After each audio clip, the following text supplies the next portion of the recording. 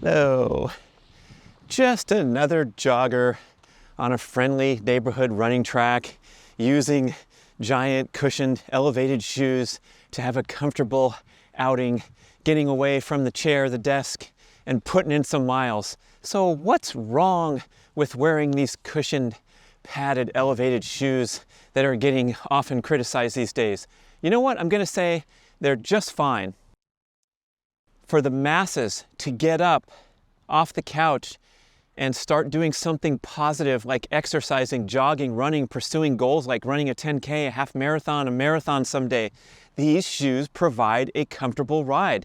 And it's no big deal in the short term. And in fact, if your feet are deconditioned from wearing shoes your entire life, it's a great option. That's why Nike has grown to be a giant company, because they kind of started the running boom with decades of nice, comfortable, padded shoes for people to put on and go run down the street, and especially hard surfaces. Now, that said, serious runners, 50% of them are injured in any given year, and 25% of all serious runners are injured at any given time. Can you imagine if the NBA or the NFL had a quarter of their athletes on the sidelines at any given time? People would go crazy. So if you're devoted to running, endurance events, we have a very big problem, and it starts with wearing cushioned, elevated, padded shoes, because these shoes, especially with the elevated heel, the heel above the front of the foot, they promote something called heel striking, and I was trying to demonstrate that nicely running around the track. So a heel first strike is a highly inefficient technique that is afforded only because you're wearing the cushioned elevated shoes. It's almost impossible to heel strike when you're running barefoot, because it would be quite painful to land on the heel.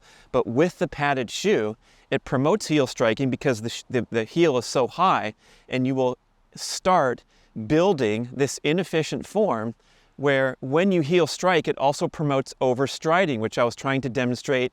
It's kind of nuanced. You can't see that I'm doing this exaggerated overstriding, but a little bit of overstriding where you have a braking effect with each stride because you're landing on the heel and your center of gravity is behind the foot strike, as opposed to a proper foot strike where your center of gravity is balanced and you land right underneath your balanced and stable, straight and elongated spine.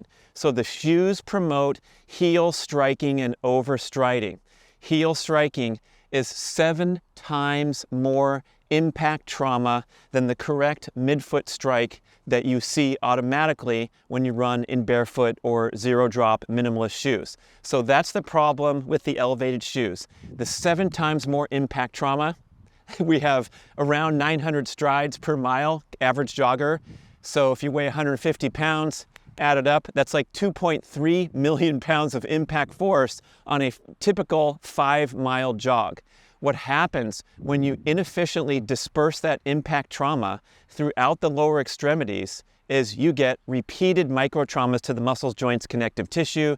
So your lower back, your hip flexors, your hamstrings, your Achilles tendons, these are the common and chronic running injuries that are suffered by half the runners in any given year. Unbelievable. So it's coming from an inefficient foot strike, inefficiently dispersing impact trauma throughout the body, as opposed to landing and having the beautiful foot and lower extremities absorb impact efficiently, as opposed to allowing the foot to work as it's naturally intended. Then you can absorb impact trauma very gracefully, 7 times less impact trauma than wearing a shoe.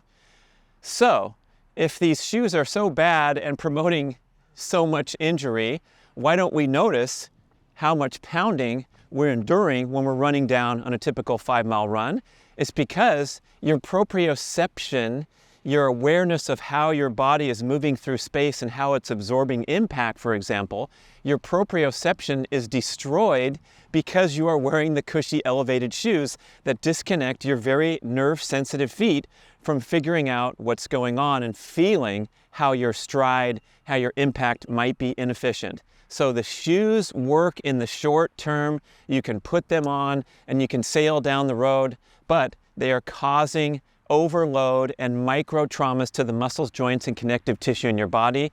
That's what we want to strive to gracefully transition over to a more barefoot dominant lifestyle to allow our feet to do the work that they're intended to and gracefully absorb impact and provide rotational kinetic energy to help you run faster.